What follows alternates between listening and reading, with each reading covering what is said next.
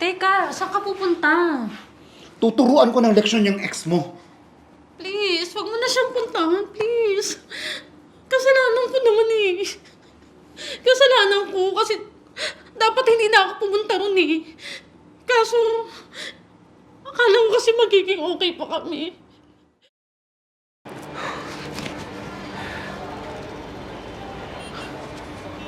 Init.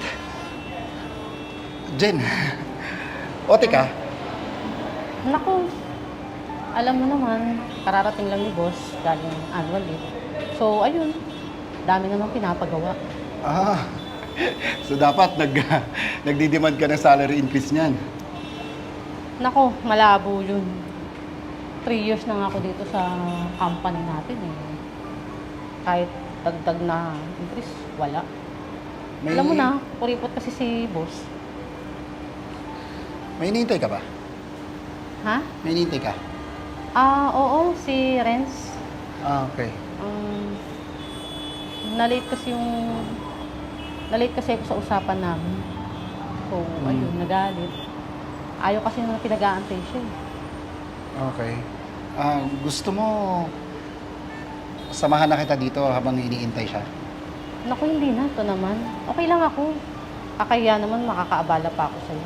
Hindi Okay lang. Sige na. Okay lang ako. Mauna ka na. Sige, hintayin ako ng bus eh. Okay.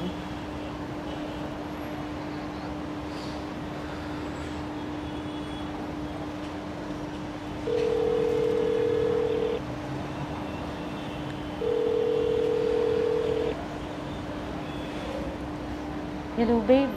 Gabi na! Nasaan ka na ba? Ba't ang tagal mo? Sorry, babe. Nag-OT kasi ako kanina. Pasensya ka na. Magkukumute na lang ako. Okay. Sorry, Okay, bye. Okay ka na? Mukhang mainit ata ang ulo ng boyfriend mo. Jen, bakit hinahayaan mo na sigaw-sigawan ka na lang ng boyfriend mo ng ganyan?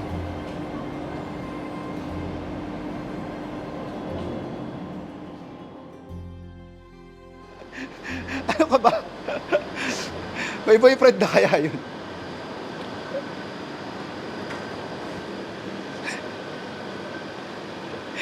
Loko. Napaka-chismoso mo.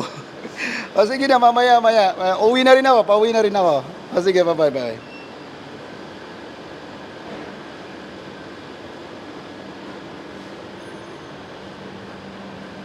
Jen, anong ginagawa mo dito? Uy, Ay, Josh. Ikaw pala yan. Kanina ka pa ba dyan? kadadating ko lang.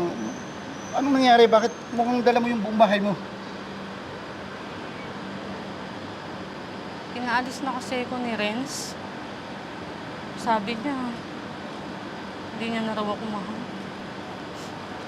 Sabi niya, wala na raw siyang nararamdaman para sa akin. Iloko yun eh. Ano? Ganun-ganun na lang kadali yun? Hindi ko nga alam kung saan ako pupunta. Siguro, makikiusap na lang ako kay Meljun. Na baka pwedeng makituloy kahit ilang araw lang.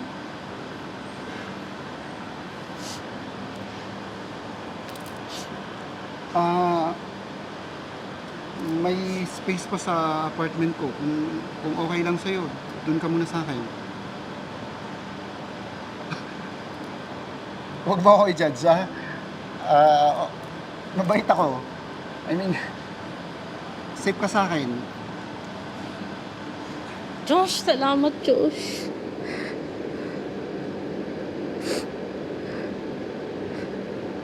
Ay, sorry na carried away lang ako. Pasensya ka na. Okay lang. Gusto mo, tulungan kita? Tara na. Sige. Higa.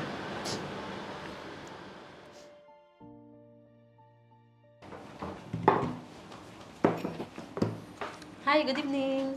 Himala, maaga ka ata ngayon. Nag-under time ako. Nag-aalala kasi ako sa'yo eh. Bakit hindi ka pa pumasok ngayon? Masama kasi yung pakiramdam ko kanina. Pero, mas okay naman na ako ngayon kaysa kanina umaga. Eh, na paano yung braso mo? Ha? Ito ba? Wala to. Naglilinis kasi ako kanina. So, ayun. Naumpog. Pero okay lang ako. Jen, hindi naman mukhang naumpog to eh.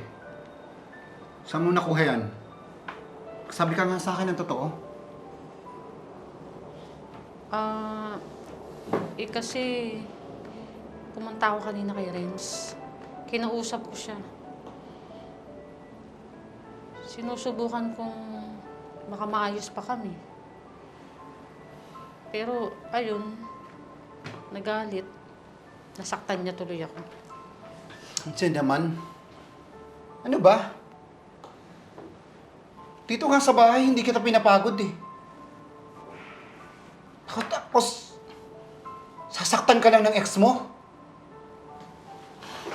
Teka, saan ka pupunta?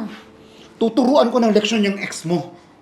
Please, wag mo na siyang puntahan, please. Kasalanan ko naman eh. Kasalanan ko kasi dapat hindi na ako pumunta ron eh. Kaso, akala ko kasi magiging okay pa kami. Pero, mali eh. Dapat hindi ko na pinilit eh. Jen. Walang mali sa'yo. Okay? Walang mali sa'yo. Pero sana wag mong hahayaan saktan ka ng ibang tao. Please, nakikiusap ako. Huwag mo na siyang puntahan. Ayoko ng gulo, please. Tama na. Hindi ko na siya babalikan. Pagbibigyan kita ngayon, Jen. Pero sa oras sasaktan ka uli niya, makikita niya ang hinahanap niya.